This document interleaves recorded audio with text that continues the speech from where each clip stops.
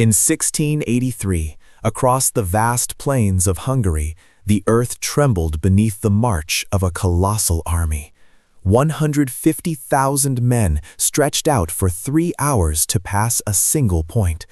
It was an immense, unstoppable force.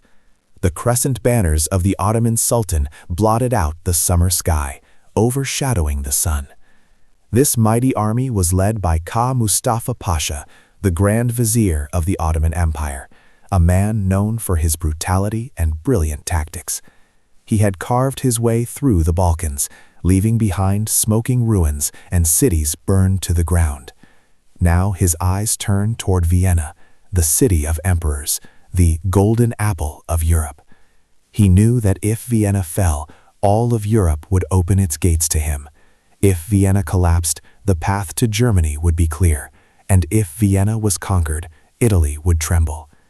More than that, he would fulfill a grand mission entrusted to him by the Sultan: capture Vienna and bring back a golden apple, a symbol of supreme power.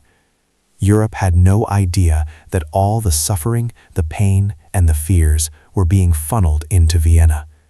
Yet what was truly surprising was that Europe stood silent. The mightiest empires of Europe, instead of taking action, chose indifference. The Holy Roman Empire was weak and divided by political infighting and pride. The emperor had long fled Vienna. France, instead of helping, waited in the shadows, unwilling to interfere in a war between former rivals. The Italian states bickered and tore each other apart. Both Catholic and Protestant nations still bore the wounds of past wars.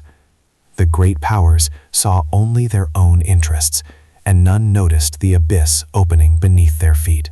Ka Mustafa Pasha, with his massive and elite army, had already mapped out the conquest of Vienna. He saw this not as just another battle, but as the pivotal moment that would decide the future of Europe. After decimating the Balkan nations, Vienna was now his final target. He knew that if he succeeded in capturing the city, all of Europe would fall under Ottoman rule. Major European powers like France, Germany, and Italy would be unable to resist. In Mustafa's mind, victory at Vienna was not merely about territorial expansion, it was about cementing the Ottoman Empire's invincible power, paving the way for a new era where his empire would dominate the entire continent. As Ka Mustafa prepared for his decisive campaign, a painful truth became glaringly obvious.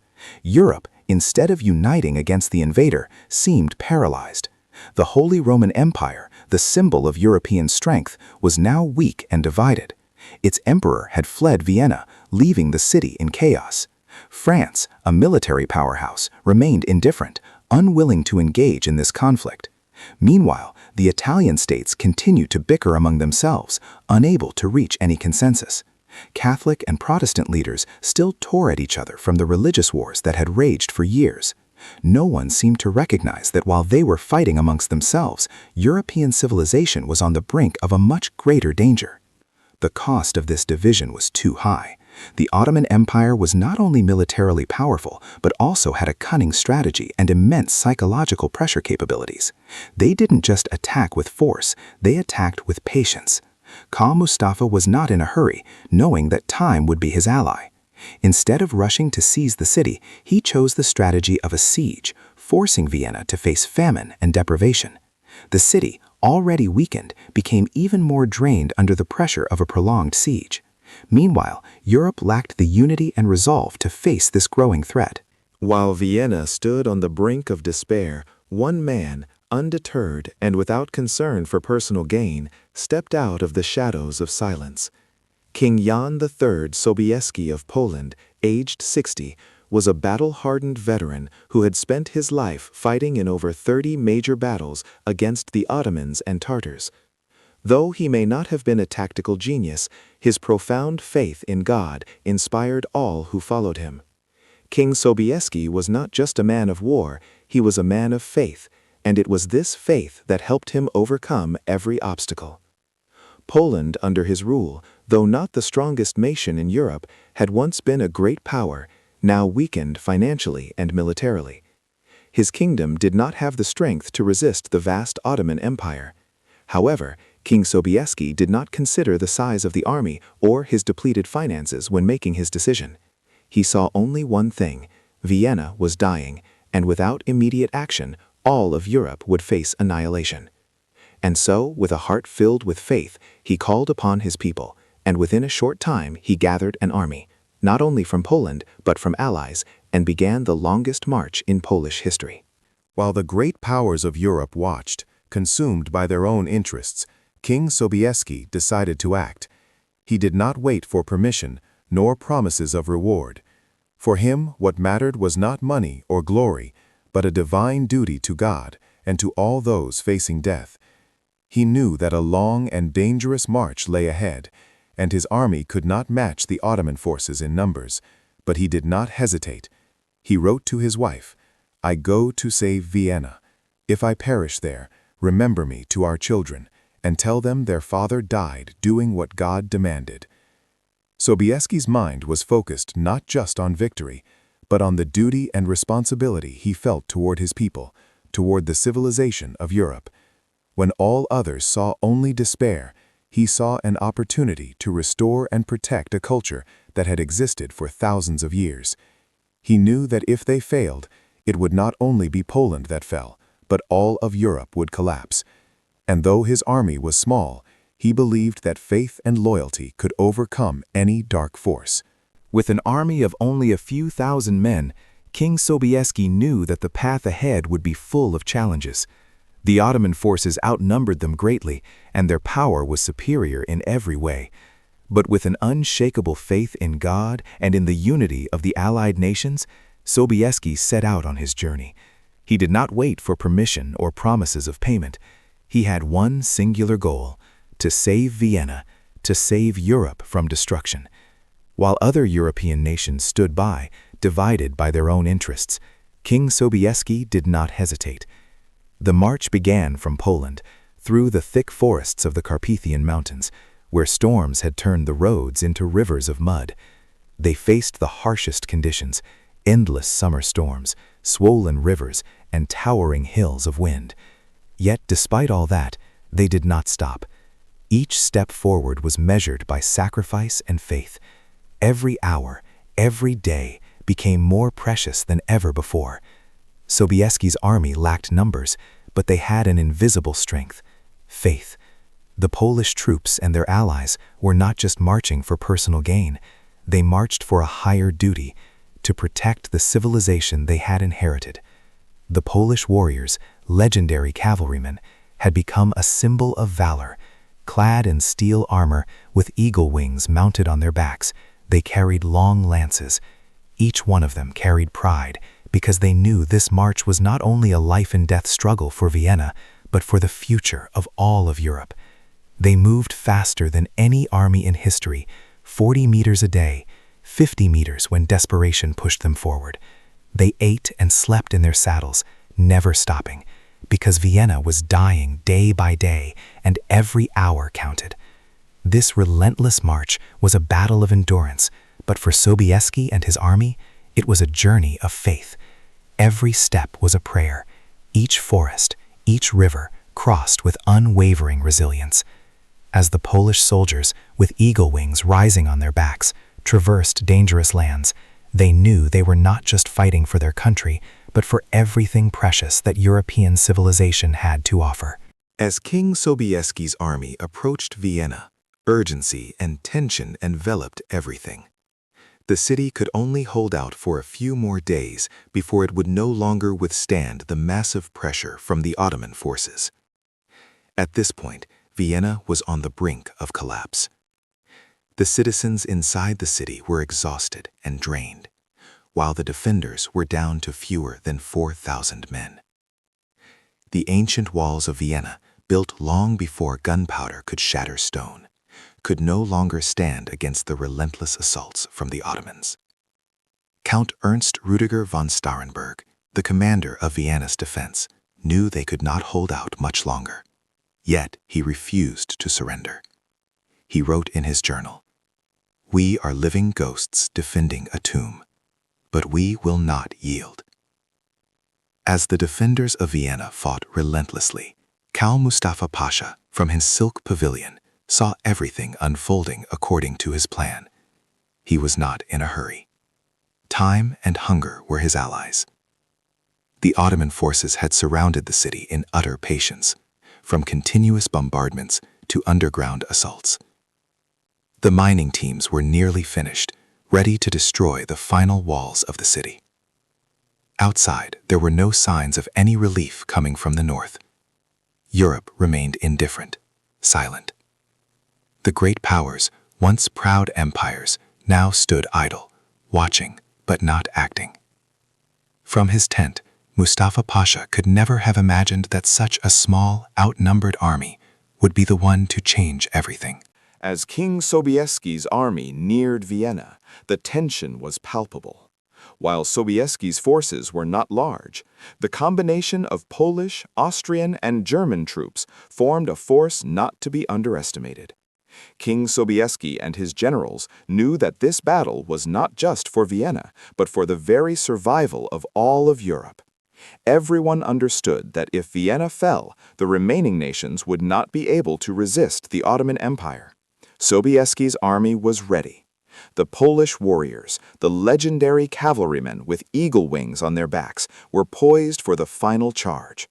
Each one of them knew that their faith in God and the power of unity was the deciding factor. The mood of the Allied army as they approached Vienna was indescribable.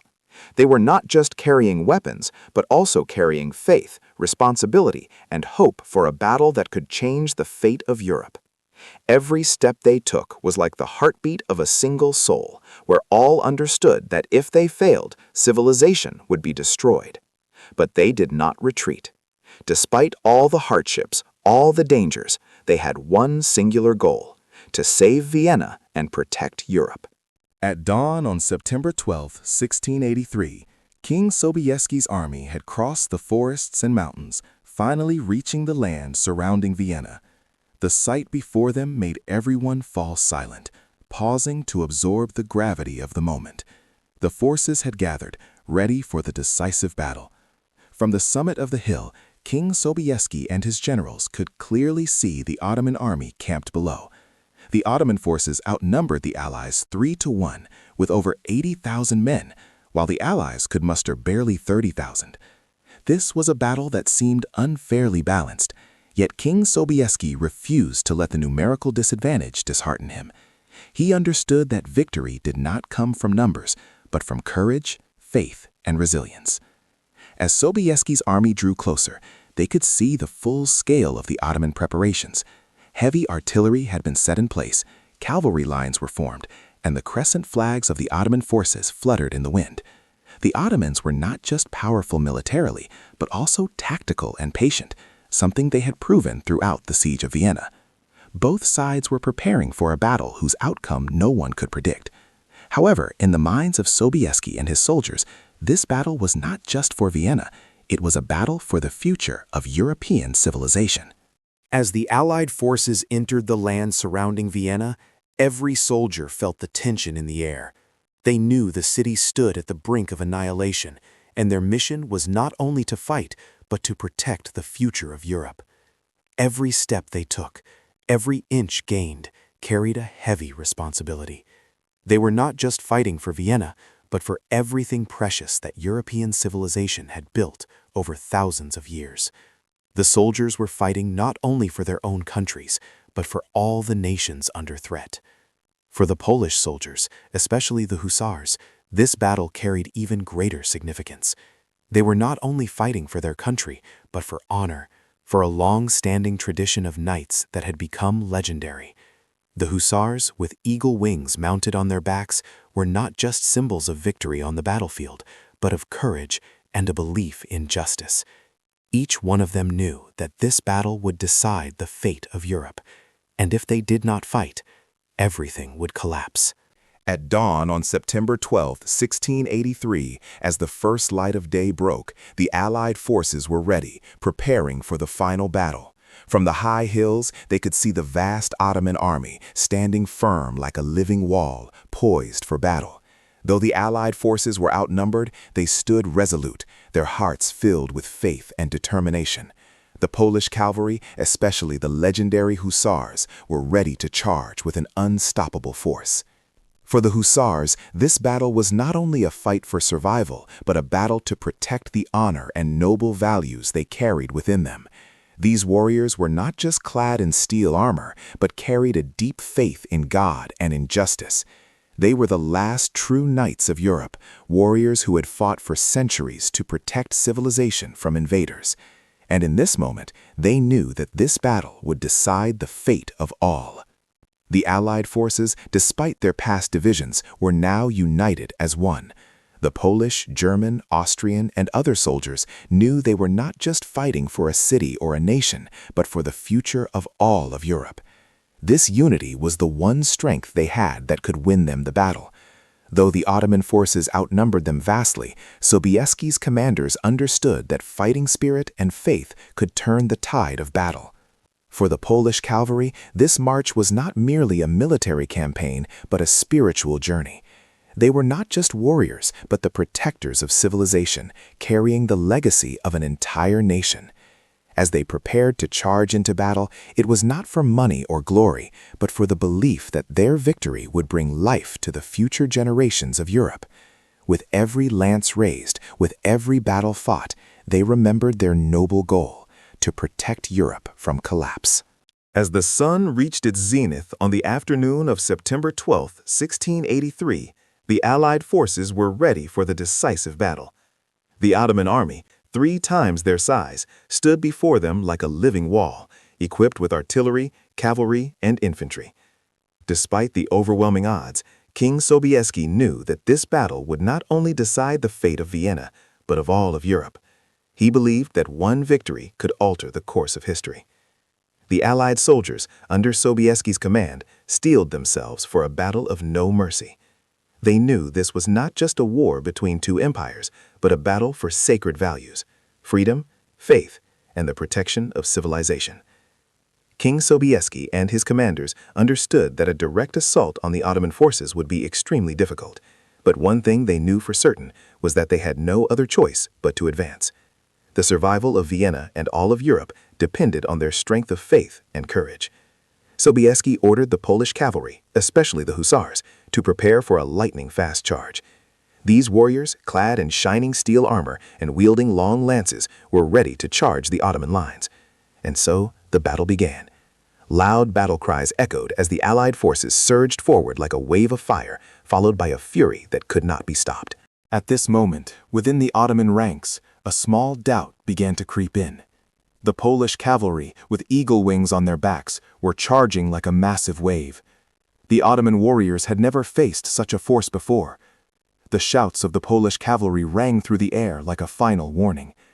At first, the Ottomans thought they could easily defeat these cavalrymen, but they were wrong. Each strike of the Polish lances was like a thunderbolt, shattering the Ottoman formations.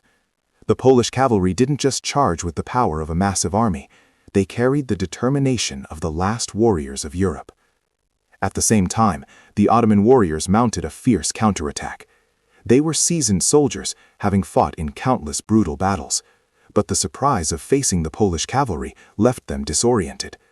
The Polish warriors not only had exceptional fighting skills, but they also wielded advanced weaponry and tactics. Their lances were not just for thrusting; they could pierce both man and horse, causing unimaginable casualties. The Ottoman warriors began to realize that they were facing an enemy not easily defeated. The surge of the Allied forces, especially the Polish cavalry, continued like a tidal wave.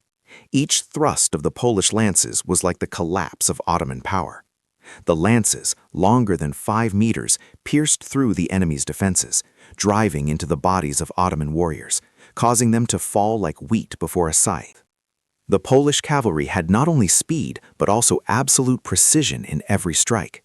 Each warrior was trained to attack powerfully and decisively, leaving no room for a counterattack.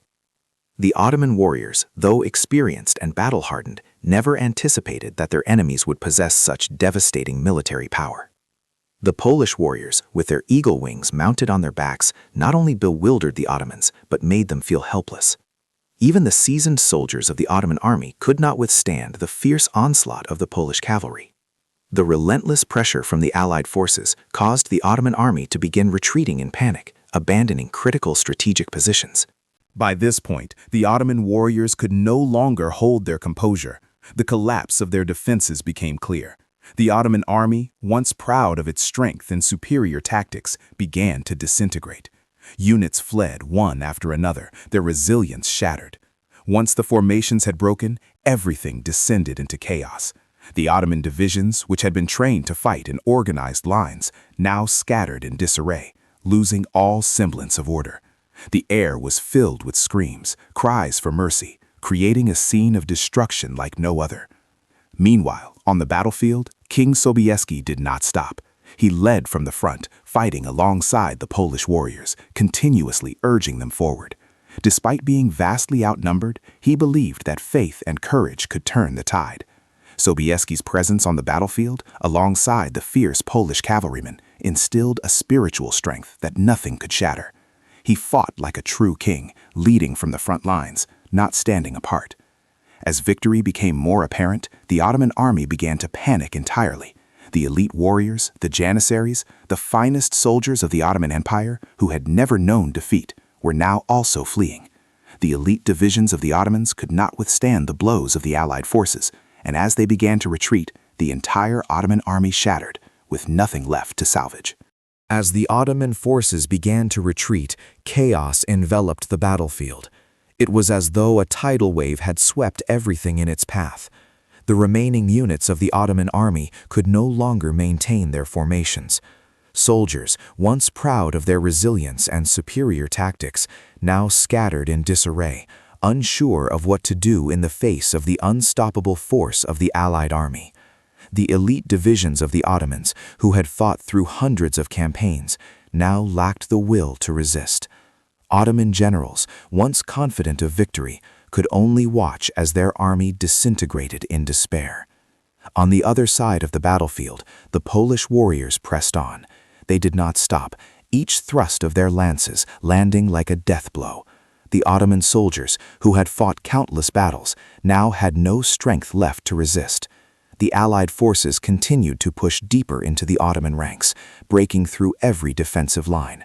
The Ottoman warriors, instead of fighting, could only run.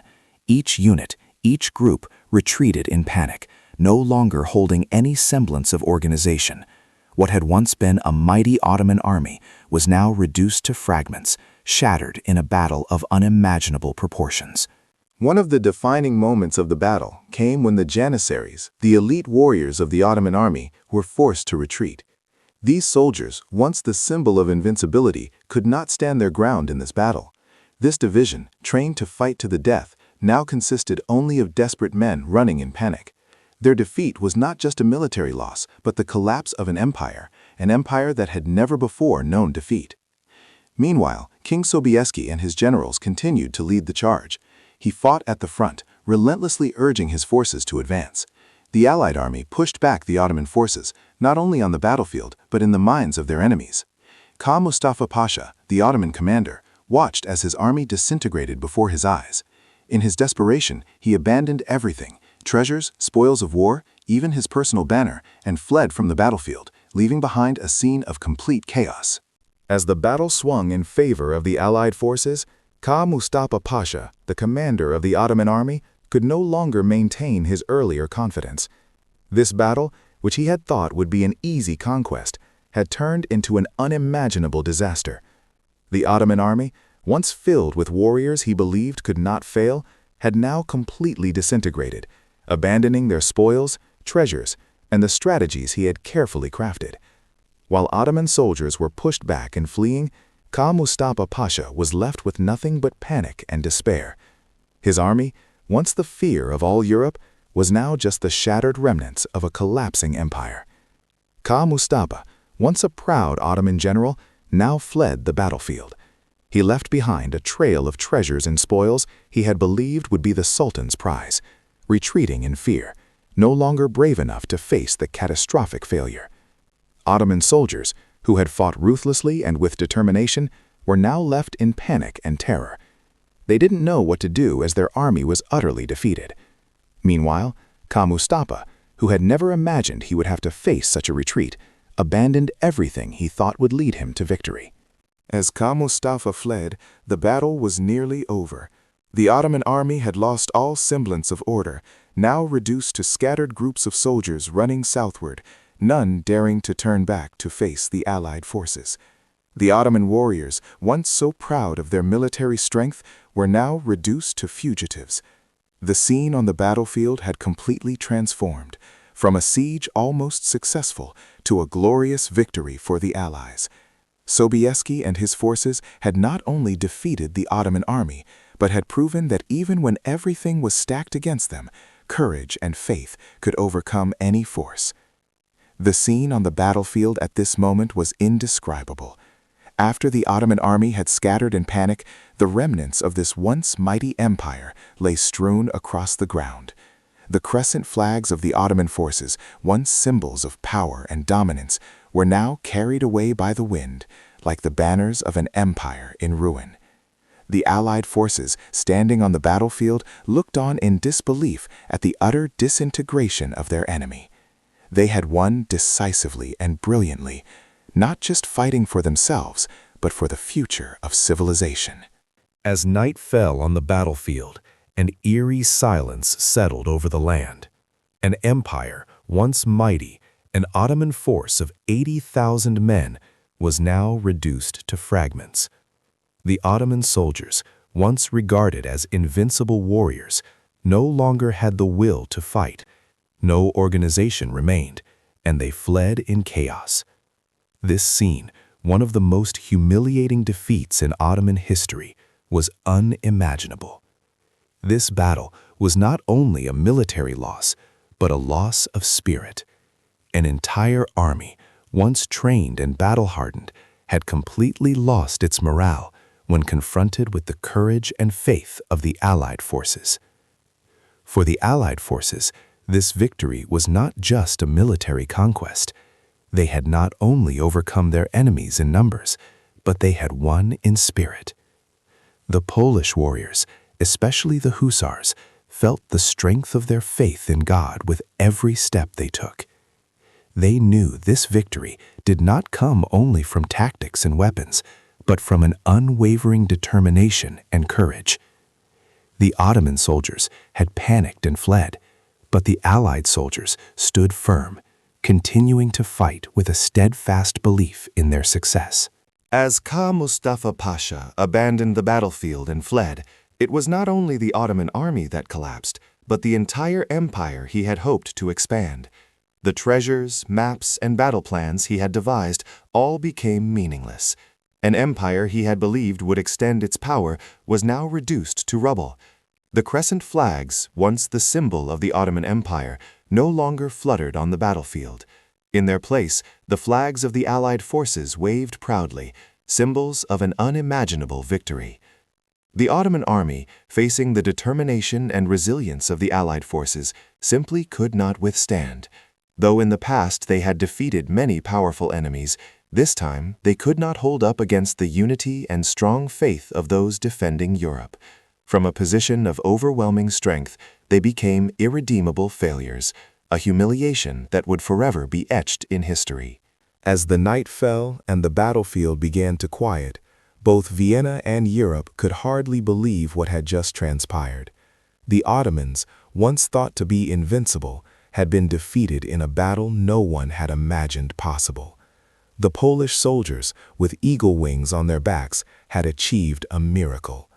They had not only won a battle, but had restored hope for the entire European civilization. In that moment, it was not just the Polish warriors, but all the Allied forces who fought for one common goal: to protect the survival of Europe from the Ottoman invasion. In Vienna, the church bells rang out in joy and gratitude. It was a sound the people of the city had not heard in the 2 months of siege. The residents, who had lived in despair and hunger, now wept tears of relief. They knew that they had not died in hopelessness, but had been saved by a small force, yet full of courage and faith. The Polish warriors did not only bring victory, they brought a miracle to this city. The victory of the Allied forces was not just the result of military strength, but a testament to what King Sobieski and his generals had always believed. When things seem impossible, faith and courage can change everything. For Sobieski, it was not a personal or military victory. It was a victory of the noble values he and his army had fought to protect: freedom, faith, and life. For Khan Mustafa Pasha and the Ottoman forces, this defeat was not just a military loss, but the collapse of an empire that had once ruled and spread fear across Europe. The Ottoman army, now reduced to fragments, scattered in disarray, with no organization or resilience left. For the first time in history, the Ottoman Empire had been defeated in a decisive battle, and a glorious era of their reign had ended in humiliation. September 12, 1683, would forever be a pivotal moment in history, not just for Vienna, but for all of Europe. This was not just the victory of one nation or one army, it was the victory of Western civilization as a whole. Europe had stood firm against the great wave of the Ottomans, and this battle became a symbol of resilience and unity. The people of Vienna, as well as all of Europe, would never forget this battle, and they would forever be grateful to the Polish warriors and their brave allies who came to their rescue in their most desperate hour. As the sun began to set, King Sobieski and his army entered the gates of Vienna.